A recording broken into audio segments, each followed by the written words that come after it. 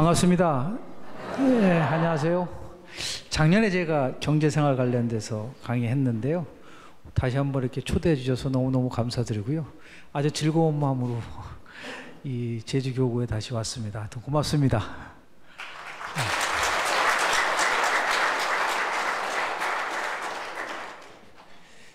제가 작년에 강의했었던 내용은 실은 경제생활인데요. 원래 제 전공이 정치입니다.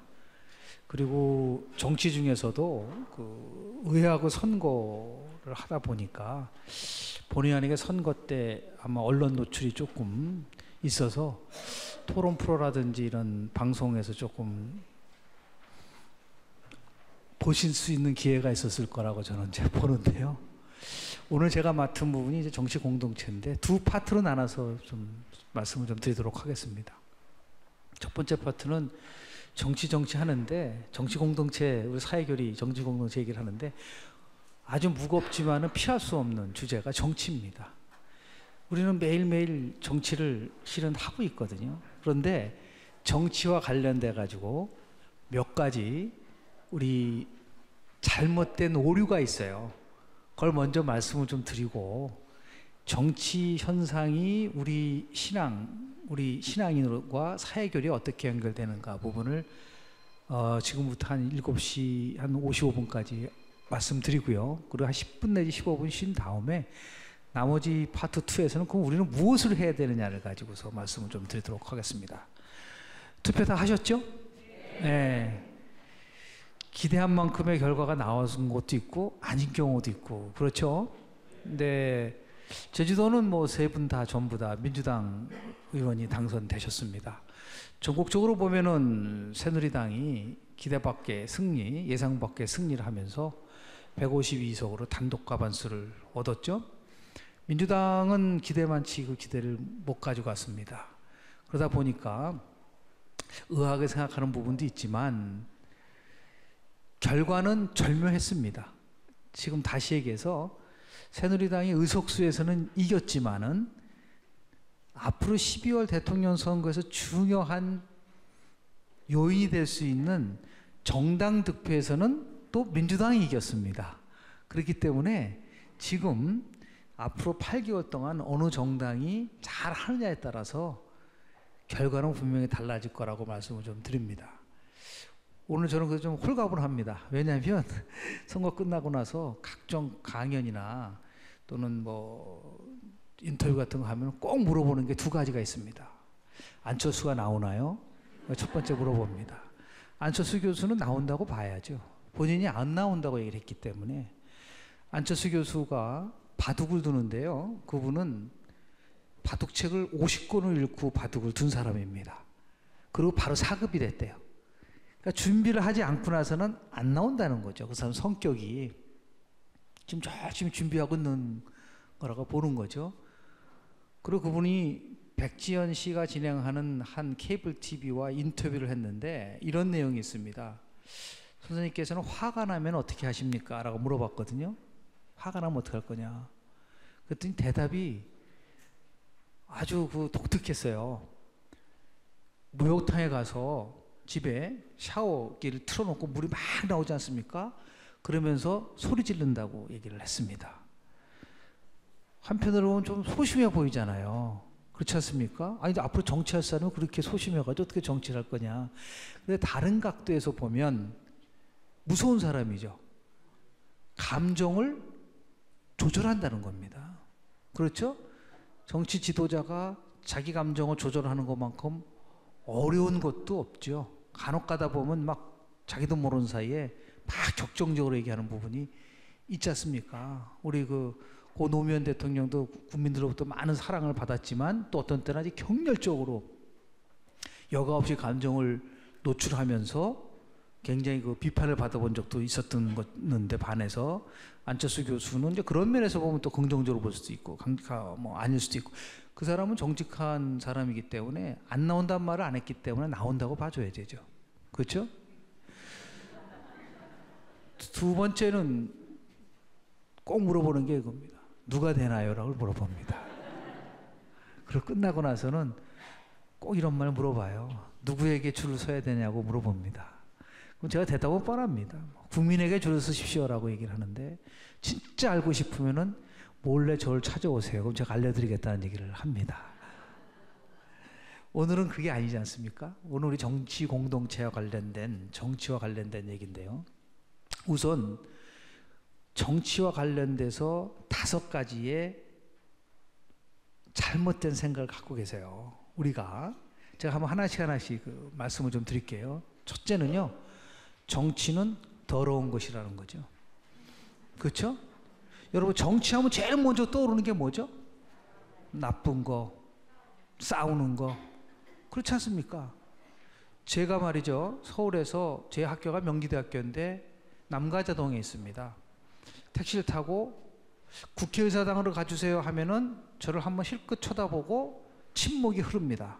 제가 국회에 있는지 알고 쭉 침묵을 흐르다가 한 20분 정도 지나서 국회의사당 가까이 와서 거기서 좌회전해 주세요라고 하면은 제가 국회의사당에 있는 거가 아닌 게 확인되면 그 다음부터 격렬한 얘기를 합니다. 국회의사당을 폭파해버려야 된다. 저 국회의원들 전부 다 무인도로 가져가서 파묻어야 된다. 뭐 이런 극단적인 얘기를 하세요. 정치가 너무나 지나치게 우리가 국민들로부터 불신을 받다 보니까 나쁘고 더러운 거로 생각을 하고 있는 거죠. 근데 문제는 그런 인식이 깊어지면은 깊어질수록 우리는 스스로 우리가 지는 걸 수도 있습니다. 정치는 우리가 안 할 수는 없는 거거든요. 그런데 그걸 자꾸만 부정적인 인식만 보면은 발전이 없는 거죠. 두 번째 잘못된 인식은 뭐냐면 나랑 정치랑 무슨 상관이냐는 겁니다. 정치는 정치인이 하는 거라는 생각을 하죠.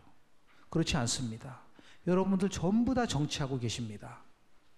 말씀은 내가 무슨 정치를 합니까? 라고 얘기를 하시지만 정치의 본질은요, 사람과 사람들이 모여서 관계를 만들어가고 거기서 갈등이 발생됐을 때 그것을 조정하는 게 정치예요.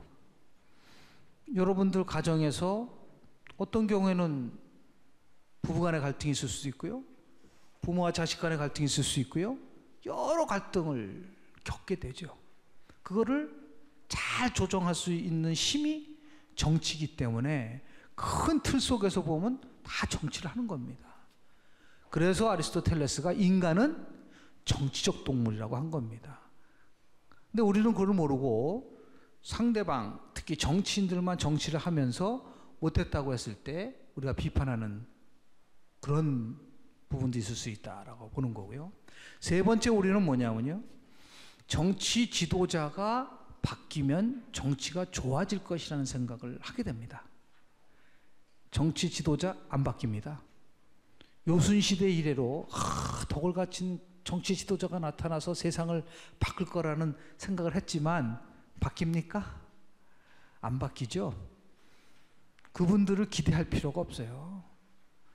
대한민국이 오늘날 정말 이 정도까지 많은 세계에서 놀라게 한 것들은요, 정치 지도자가 잘해서가 아닙니다.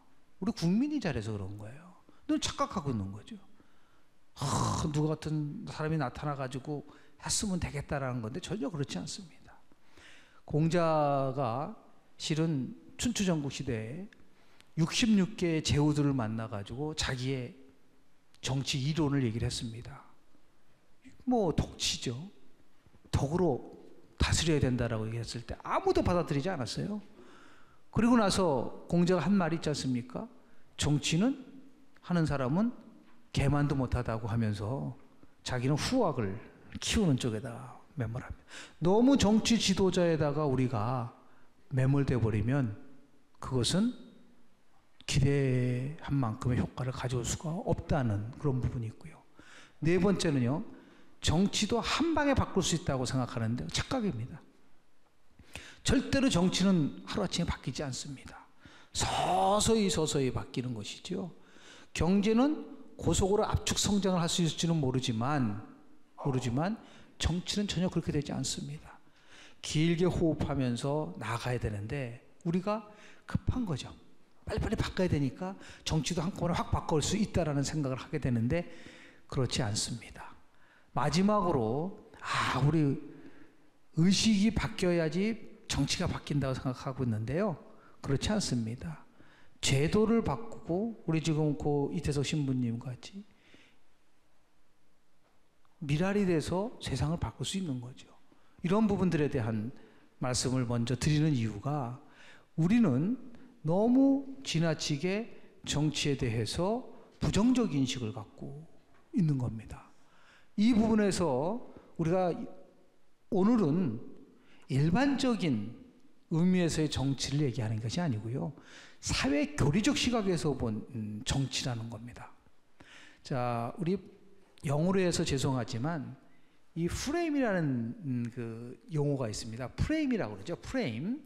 프레임은 뭐냐면요. 세상을 바라보는 마음의 창입니다. 제가 한번 예를 들어 볼게요. 제가 여쭤볼게요. 기도를 하면서 담배를 피울 수 있나요? 있습니까? 기도를 하면서 담배를 피울 수 있어요? 그럼 아마 혼날 거예요.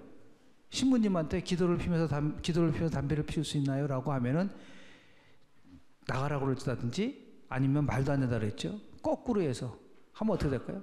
담배를 피우면서 기도를 할 수 있나요? 예. 담배 기도야 기특하죠. 담배까지 피우면서 계속 기도를 하면서 피니까 똑같은 말인데 프레임을 어떻게 잡느냐에 따라서 달라진다는 거예요. 생각을 어떻게 해서 달라진다는 거죠. 한 청년이 아주 열심히 일하시는 청소부 아저씨한테 바라보면서 저분 굉장히 힘든데 근데 그분은 항상 웃는 거예요. 얼마나 힘든 일을 하시겠습니까? 그분이. 그래서 뭐 어떤 때는 뭐 악취도 나고 또 어떤 때는 사람들이 뭐 저런 거를 하느냐고 또 이렇게 하는 경우도 있지만 항상 웃으시는 거예요. 물어본 겁니다. 선생님 아저씨는 이렇게 하시면서 얼마나 힘드신데도 항상 웃으면서 일하세요라고 하니까 그분이 얘기하신 게 뭐냐면 나는 돈을 벌기 위해서 지금 청소를 하는 것도 아니고 거리를 깨끗하게 청소하기 위해서 청소하는 것도 아니고 나는 지구를 깨끗하게 하기 위해서 청소를 하는 거다. 지구를 깨끗하게. 자기 생각이요. 의미 있는 프레임을 가지고 세상을 살아가면 아무리 어려운 거라도 바뀐다는 걸 얘기하는 것이죠. 우리 신앙이 있는 우리 크리스찬의 입장에서는 신앙의 시각에서 프레임에서 세상을 바라보는 거죠. 그럼 먼저 이걸 하기 전에 제가 여러분들한테 조금 이런 걸 하나 말씀을 좀 드리도록 하겠습니다. 제가 실제적으로 여론조사라든지 이런 거를 많이 담당을 하고 선거와 관련돼서는 뭐 어느 정당을 지지하느냐 이런 것도 얘기를 하지만 더 중요한 것은 제가 관심 있었던 부분은 뭐였었냐면요. 우리 가톨릭 신자하고 개신교 신자하고 어느 면에서 차이가 있을까? 그 생각을 좀 했어요. 우리 가톨릭 신자들이 개신교 신자들을 만나면 황당하게 얘기하는 사람도 있어요. 그건 뭐 어쩔 수 없죠. 뭐 무지한 사람일 수도 있으니까. 예를 들어서 마리아교다. 그리고 막 비방하는 경우도 듣지 않습니까? 근데 그러면 그분이 무지하니까 어쩔 수 없는 거지만 이런 조사를 좀 해본 적이 있거든요. 우리 이제 선생님께서 종교가 뭡니까? 라고 물어보고 나서요. 선생님께서는 기도, 명상, 묵상과 같은 신간을 가지십니까? 라고 물어봤어요. 평소에 사시면서 기도, 묵상, 그리고 명상과 같은 시간을 가지십니까? 라고 하니까 우리 가톨릭 신자분께서는 그렇다 라고 대답하신 분이 61.0%였어요. 그런데 개신교 신자는 86.4%예요. 굉장히 높죠. 두 번째 뭘 물어봤냐면요. 살아가면서 신이 얼마나 중요하다고 생각하십니까? 라고 물어봤거든요. 우리 가톨릭 신자들 아주 중요하면 전혀 중요하지 않다면 1점, 아주 중요하다면 10점으로 측정하라고 했더니 우리 가톨릭 신자가 5.95로 나왔어요. 가운데 정도 되는 거죠. 개신교 신자가 8.24로 나왔습니다. 훨씬 높죠. 그렇죠? 세 번째는 생활하시면서 종교가 얼마나 중요하십니까? 라고 물어봤는데 우리 가톨릭 신자분들 중에서는 대단히 중요하다고 대답하신 분이 52%였어요. 그런데 개신교 신자는 82.4%. 그리고 일주일에 한 번 이상 종교 예식에 참여하냐라고 물어봤더니 카톨릭 25.0, 개신교 55.7. 이걸 총체적으로 얘기를 하면은 말이죠. 제가 그 지수를 만들어 봤거든요. 이 네 가지 항목에 대해서 삶의 영상, 신의 중요성, 생활에서의 종교 중요성, 종교 예식 참여. 이걸 100점 만점으로 하니까 우리 카톨릭이 62.3점이 나오더라고요. 근데 개신교가 82.4점이 나오더라고요. 그래서 제가 이 결과를 보고 깜짝 놀랐던 거예요. 왜 그러면 이런 결과가 나올까?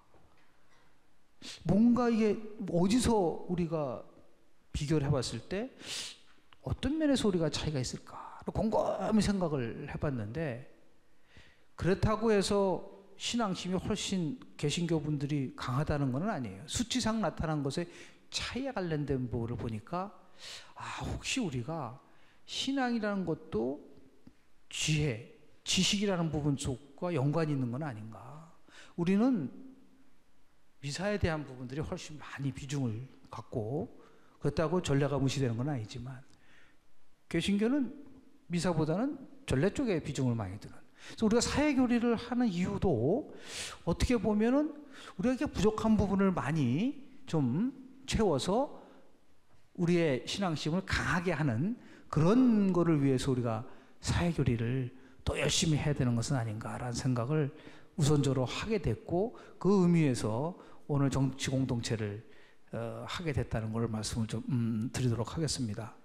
다시 돌아와서요. 정치 영역에서 지금 우리는 신앙적 프레임에서 봤을 때 정치를 얘기하는 겁니다. 평상시에 말하는 정치가 아니에요. 그렇다고 하면 한마디로 말씀을 좀 드리면, 우리 신앙적 시각에서 봤을 때 정치 공동체를 만들기 위한 것에다가 포커싱을 맞추는 겁니다. 초점을 맞추는 겁니다. 오늘 우리가 이 교리의 가장 큰 핵심은요, 정치 얘기를 할 때는 단순한 정치가 아니라 정치 공동체의 완성을 이뤄내기 위해서 한다는 것이죠. 그래서 아마 나눠드릴 유인물 제일 첫 번째 페이지를 보시면 정치 공동체란 나오죠. 정치 공동체는 국민들 모두가 인권을 참되게 누리고 그에 상응하는 의무를 온전하게 이해할 수 있는 인간 환경을 조성해 주고자 노력함으로써 공동선을 추구한, 오늘의 가장 큰 핵심적인 겁니다. 우리가 얘기하는 단순하게 누가 권력을 잡느냐, 누가 대통령이 되느냐, 어떤 정당이 일당을, 그거는 일반적 얘기하는 정당인 부분이고요. 우리가 사회 교리적 시각에서 본 정치란 정치 공동체를 완성하는 것이고, 정치 공동체라는 것은 모든 인권을 참되게 누리고 그에 상하는 의무를 온전하게 하는 것이다. 공동선이라는 것은 뭐냐면요, 우리가 common good이란 말을 쓰는데요, 개인적인 그걸 이게 모든 사람들이 공유할 수 있는 선을 얘기하는 것이죠. 그래서 공동선을 위해서 정치 권력을 행사하고 법과 정의를 제대로 세워야 할 정치는 본연의 목적대로 인간에게 봉사하는 것이라는 거죠. 사람에게 봉사하는 거예요. 그래서 교회의 사회교리는 저항권과 양심에 따른 거부, 이 말은 뭐냐면요, 사회에 잘못된 것이 있을 때는 적극적으로 참여해서 그것을 바꾸도록 할 수 있는 그러한 용기와 그리고 참여를 해야 된다는 게 우리 정치 공동체의 가장 핵심적 사항입니다. 나중에 말씀 좀 드리겠지만, 지금 제주도 바깥에서는 항상 거론되고 있는, 이번 선거 과정 속에서도 선거 초기에 많은 문제가 나왔었던 게 제주 해군기지 문제입니다. 그렇죠? 아마 지금 이 우리 공동체 내에서도 이 문제 가지고 의견이 하나로 일치가 안 되는 부분이 있을 수 있어요. 그렇지 않습니까? 어떤 때는 왜 우리가 이 문제에 대해서 자꾸만 우리 기독교, 우리 교회가 참여해가지고 그럴까 하고 걱정하시는 분도 계시고요. 또 어떤 분들은 무슨 소리냐, 이러한 중요한 문제에 대해서 우리 신자들이 목소리를 안 낸다는 거는 한마디로 해서 직무유기일 수도 있다라고 얘기할 수도 있는 거지 않습니까? 이 두 가지 견해가 분명히 상존합니다. 그렇다면 어떻게 이를 우리 지혜롭게 풀어야 되느냐라는 겁니다. 해답은 간단한 거예요. 아주 간단합니다. 주님이 말씀하신 대로 따라가면 되는 거죠. 사회결이란 거 그렇지 않습니까? 딱딱하니까 제가 선거 관련된 말씀 하나 좀 드리도록 하겠습니다. 지구상에서 지금까지 많은 사람들 중에서 선거 최고의 전문가가 누군지 아세요? 제가 선거 전문가란 말을 얘기를 하지만 저는 뭐 그분에 비하면 뭐 정말 뭐 말도 안 되는 거죠. 가장 지금까지 태어나신 분 중에서 선거를 가장 잘 친 선거 전문가는 예수 그리스도입니다. 가만히 생각을 해보세요. 예수 그리스도가 12제자를 시작했잖아요. 지금 어떻게 했어요? 어마어마한 분들이 우리 예수 그리스도를 믿지 않습니까? 그 이유는 왜 그런지 아세요? 선거의 가장 큰 핵심은, 여러분도 투표하셨죠? 투표하셨는데 제가 직접적으로 물어보지 않고 제가 간접적으로 물어볼게요. 속으로 왜 찍었는가, 누굴 찍었는가 딱 봤을 때 다 이유가 있잖아요. 아무 생각 안 하다 빨간 거가 좋으니까 찍은 사람도 있을 수 있고, 어떤 분은 우리 제주 발전을 위해서 찍은 분도 계시지만, 선거가 선거답기 위해서는 가장 중요한 게 뭐냐면 희망을 줘야 됩니다. 아, 저 정당이 잡으면, 저 사람이 대통령이 되면 우리한테 뭐가 될 것 같으냐라고 하는 희망을 주는 거죠. 예수 그리스도께서 무슨 희망을 줬습니까? 어마어마한 희망을 주셨잖아요. 뭡니까? 영생을 준다고 했잖아요. 그렇게 큰 희망이 어디 있어요? 그러니까 무조건 따라가야죠. 그렇지 않습니까? 그 다음에 선거는 희망과 두려움이거든요. 예수 그리스도께서 준 두려움이 뭡니까? 안 믿으면 어떻게 되는 거죠? 영원히 지옥으로 만약에 떨어지는 어마어마한 두려움이죠. 이런 희망과 두려움이 결합이 돼서 나타나는, 그래서 많은 분들이 참여해서 가는 거 아닙니까? 선거도 마찬가지죠. 정치도 마찬가지예요. 국민들에게 꿈과 희망을 주지 않은 정치는 결코 국민들을 설득시키지 못합니다. 과거에 선거에서 보면 저 사람이 대통령이 있었으면 좋겠다라고 했을 때 우리 이런 말을 많이 하죠. 비전이 뭐냐, 철학이 뭐냐 이렇게 얘기를 하지만 딱 피부로 와닿는 부분들이 있으면은 집중을 하게 됩니다. 이번에 많은 분들이 왜 민주당이 잘 나가다가 이번에 잘 안 됐지? 라고 얘기를 할 때 많은 전문가들이 얘기하는 게 뭐냐면요. 참고로 말씀 좀 드릴게요. 이번에 투표율이 54.3%입니다. 저희들은 전국 평균보다 높았습니까? 낮았습니까? 조금 높았죠. 20대 투표율이요. 지난 2010년도 선거 때보다 4% 이상 높아졌어요. 20대는. 30대, 40대는 오히려 투표율이 떨어졌습니다. 그리고 50대, 60대는 거의 차이가 없어요. 0.2%, 0.3%.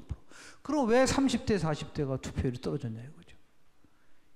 여러 분석도 가능하지만 가장 설득력 있는 해석은 뭐냐면요.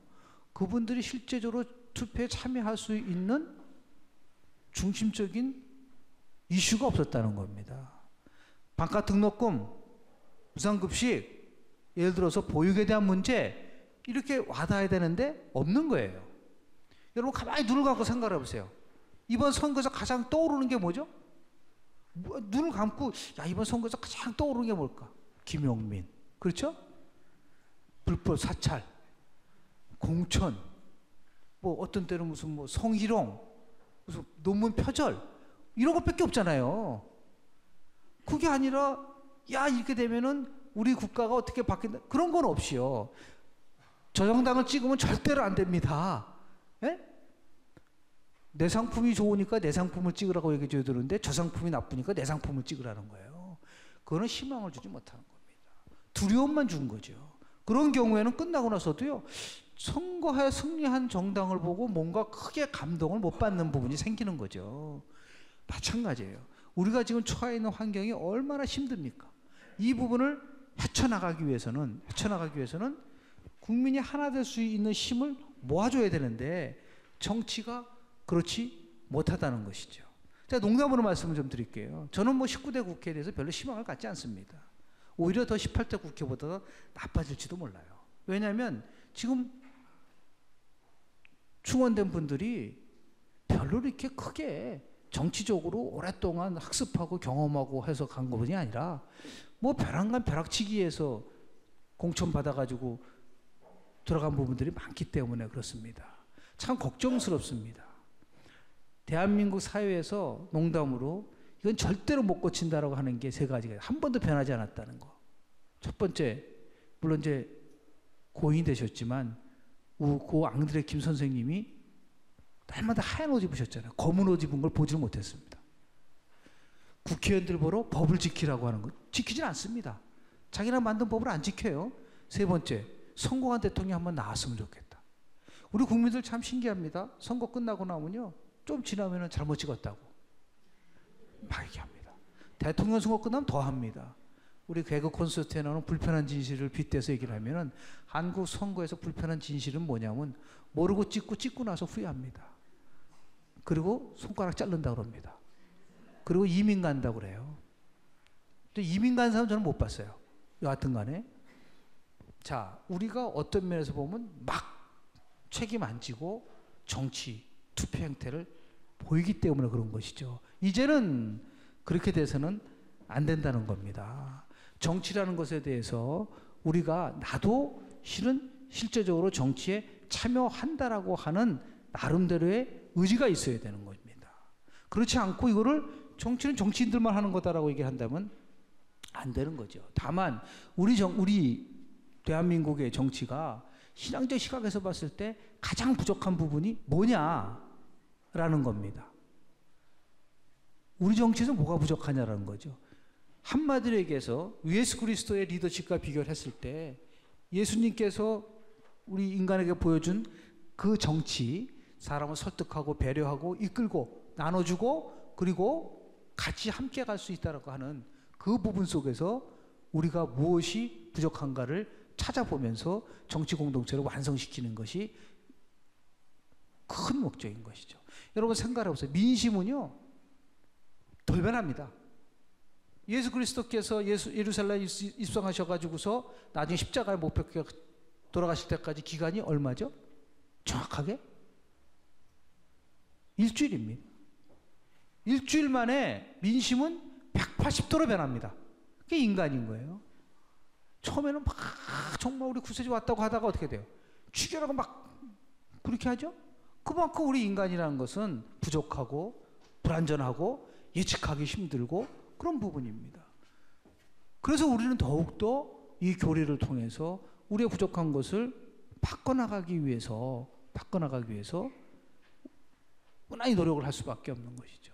지금 생각을 해보세요. 많은 분들이 힘들어 하십니다. 그리고 사회는 점점 양극화가 심화되고 있어요. 더 나아가서 하루에요 40명 정도가 자살합니다.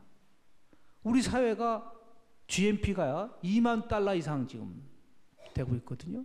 그런데 오히려 더 각박해졌죠. 경제 정의는 실종되어 버렸습니다. 그리고 정치의 도덕성은 완전히 무너져 버렸습니다. 이 상황 속에서 그럼 우리는 무엇을 해야 되느냐라는 문제가 나오게 되는 것이죠. 문제는 뭐냐면 우리 정치가 가장 부족한 부분들이 뭐냐면 공동체를 만들기 위해서는 가장 핵심적 사항이 있습니다. 뭐냐면 같이 함께 가야 된다는 부분들이 있어야 돼요. 근데 우리는 지금 어느 순간이요 서로가 서로를 악의 축으로 봅니다. 악의 축으로 보죠. 항상 자기가 옳다는 거죠. 그러면서 상대방을 인정하지 않습니다. 제가 2008년도 이명박 정부가 출범할 때 제일 먼저 그쪽 그 정부에다가 한 충고사항이 뭐냐면요. 잃어버린 10년이라는 단어를 쓰지 말라고 했습니다. 어떻게 정부가 잃어버리기만 합니까? 잘한 것도 있고 못한 것도 있지 않습니까? 그런데 못한 것만 있다고 얘기를 하면은 반드시 이명박 정부는 잃어버린 5년이 될 거라고 얘기를 했습니다. 근데 그 예측이 정확하게 맞았죠. 지금 대통령은 사라졌죠. 대통령 얘기 지금 잘 안 하잖아요. 화면 나오면 돌려버립니까? 예? 2007년도 비슷한 현상이 있었지 않습니까? 모든 게 전부 다 노무현 탓이라고 했었잖아요. 2002년도만 해도 노무현 대통령에 대해서 얼마나 많은 사람들이 열광했어요. 노무현 신드롬이 나왔는데 2007년 되니까 모든 잘못은 다 노무현이라고 얘기하고 정말 황당한 에피소드 하나 말씀 좀 드릴까요?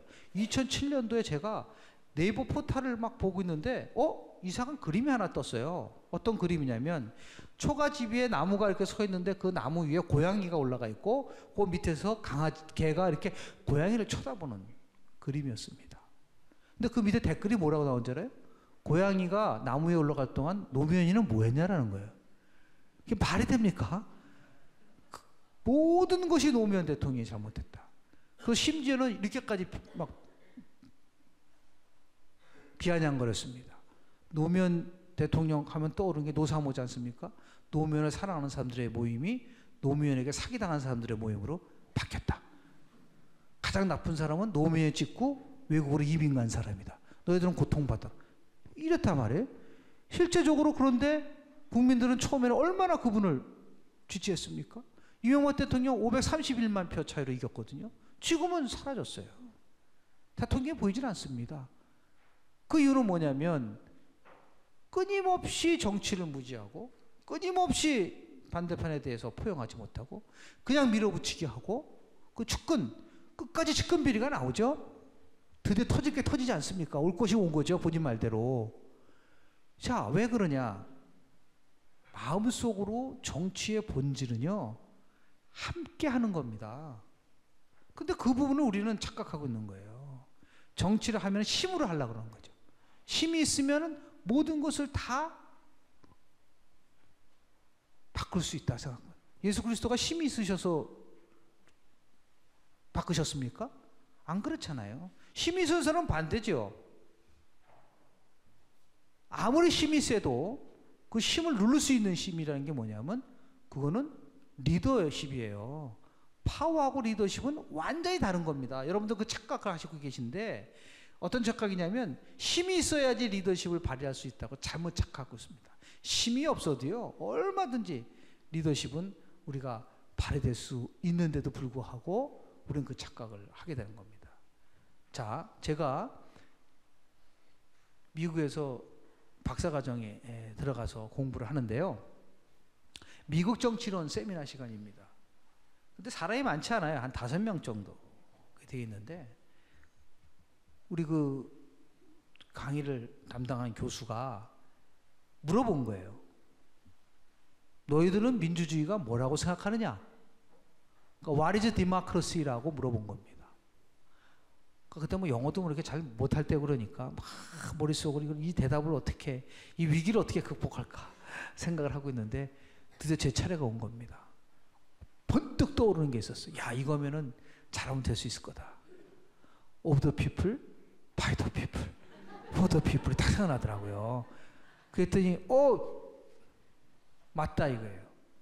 그러면서 그 교수가 뭐라 하냐면 그 밖에 다른 게 뭐냐 이겁니다. What else? 떠오르는 게 없더라고요. 별로. 민주주의 얘기 많이 들어보셨죠? 민주주의 많이 들어보셨잖아요. 민주주의가 뭐냐? 자유 마음대로 내 마음대로 하는 게 민주주의는 아니죠. 책임도 같이 따라야 되니까. 근데 그분이 그때 얘기해 준 게 저는 지금도 우리 정치인들 만나고 언론에서 방송할 때 항상 얘기를 합니다. 그분이 뭐라 그러냐면요. 민주주의는 굉장히 불완전한 제도이기 때문에 보다 완전한 것을 향해서 가야 된다는 거예요. 대화하고 타협해야 될 이유가 뭐냐면 내가 불완전하기 때문에, 내가 완전한 것이 아니라 내가 불완전하기 때문에 상대방과 같이 대화하고 타협해야 된다는 거죠. 근데 우리는 네? 맞습니까? 맞죠? 그래서 저한테 얘기해 준 게 뭐냐면 보다 완벽한 것을 향해서 가는 게 민주주의라는 거예요. 인간은 불완전하기 때문에요. 인간은 불완전하기 때문에 완전한 것을 향해서 만들 때는 서로 함께 가야 되는데 우리는 너는 선, 나는 선, 상대방은 악이라는 개념으로 시작을 한다는 거죠. 그래서 얼마나 우리가 잘못됐냐를 깨닫지 못하는 부분도 있는 겁니다. 제가 학생들한테 이런 얘기를 합니다. 졸음이 오면 혈액형 얘기를 해주면 애들이 번쩍 눈을 뜹니다. 제가 정치 심리학을 전공을 했기 때문에 사람의 행동과 혈액형하고 관련이 있을 것 같아요? 없을 것 같아요? 있다고 계시는 분도 계시고 없다는 분도 계십니다. 그런데 여기서 제가 A형 한번 손 들어보세요 하면은 A형인데도 손 안 드시는 분도 있을 수 있어요. 밝히고 싶지 않기 때문에. 그런데 통계적으로 대한민국 국민들의 28%가 A형입니다. 그리고 그 다음 많은 형이 O형이에요. 그리고 B형이고 AB형이 한 12% 정도 됩니다. A, B, O가 거의 비슷하게 분포되어 있는 겁니다. A형이 제일 많은 국가는 미국 사람들은 A형이 40%고요. 중국 사람들은 O형이 제일 많습니다. 훨씬 많습니다. B형의 기원은 아랍입니다. 그쪽이 굉장히 많은데 제가 겪었던 에피소드를 하나 말씀을 좀 드릴게요. 겨울에요. 가족들이 모여서 막년회를 했는데 부부 동반해가지고 어느 중국집에 갔는데 한겨울이니까 얼마나 춥습니까? 그 서빙하는 그 웨이터가 심한 감기에 걸렸어요. 그래서 이분이 서빙하는데 막 콧물 막 나오는 거예요. 막 이렇게 거슬리더라고요. 근데 보통 그런 상황이 오면은 A형하고 B형은 말 못합니다. 그냥 저 사람 좀 깨끗하게 했으면 좋겠는데 우리 O형은 반드시 지적합니다.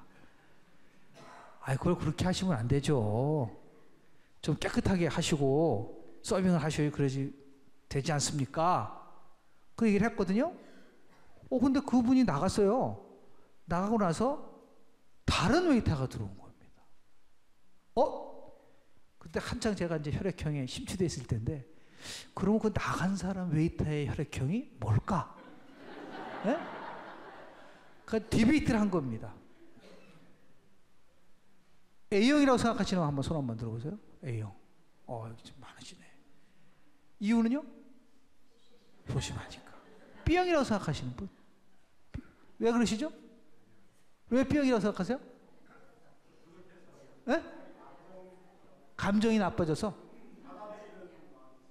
받아들이는 마음이 있어서? 아니면 좀 괴팍해서 그런가요? O형이라고 생각하시는 분 한번 보세요. 왜 O형이라고 생각하세요? O형은 O형을 싫어합니다.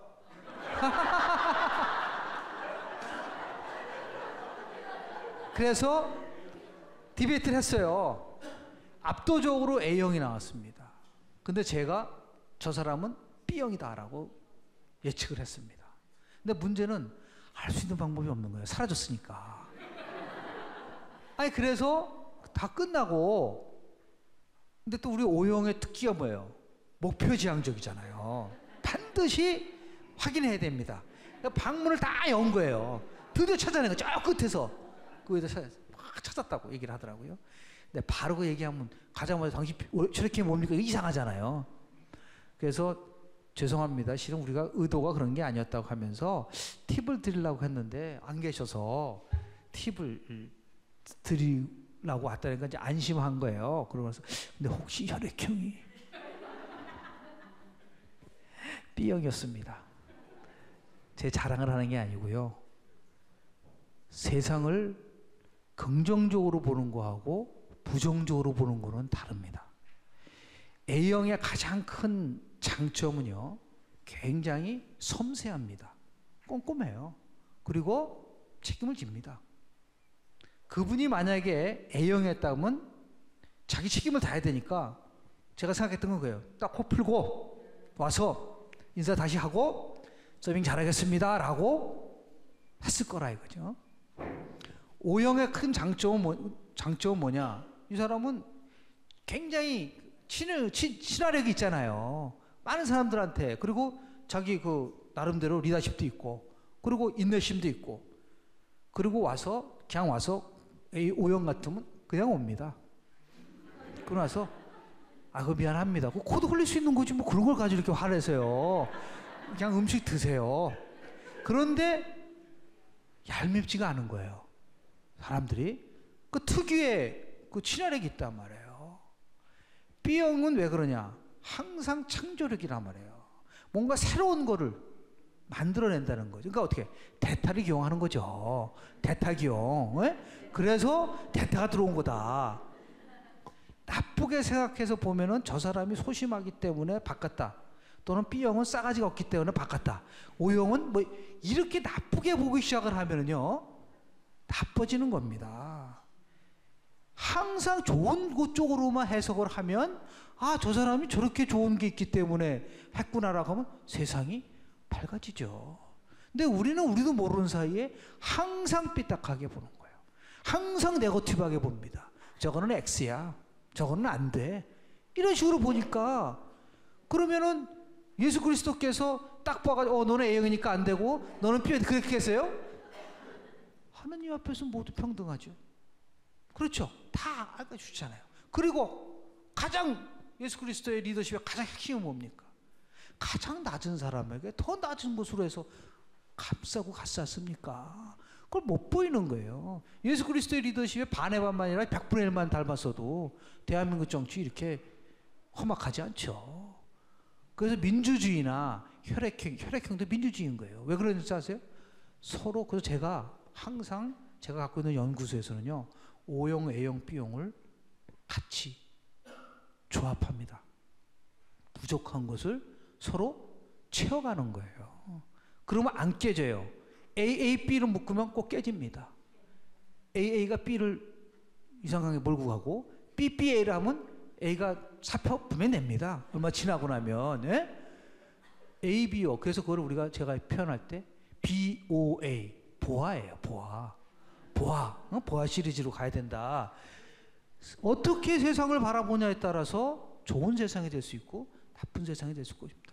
우리도 모르는 사이에 정치에 대해서, 공동체에 대해서 정치에 대한 요구를 많이 하지만 실은 우리도 모르는 사이에 증오하는 마음, 그리고 어떤 면에서는요, 살기가 돌지 않습니까? 저놈을 죽여야지 내가 산다라고 하는 그런 엄청난 잘못된 시각에서 정치를 바라보면은요, 그리고 나중에 어떻게 됩니까? 나는 모른다. 정치인이 잘못. 그거 누가 찍었어요? 그 정치를.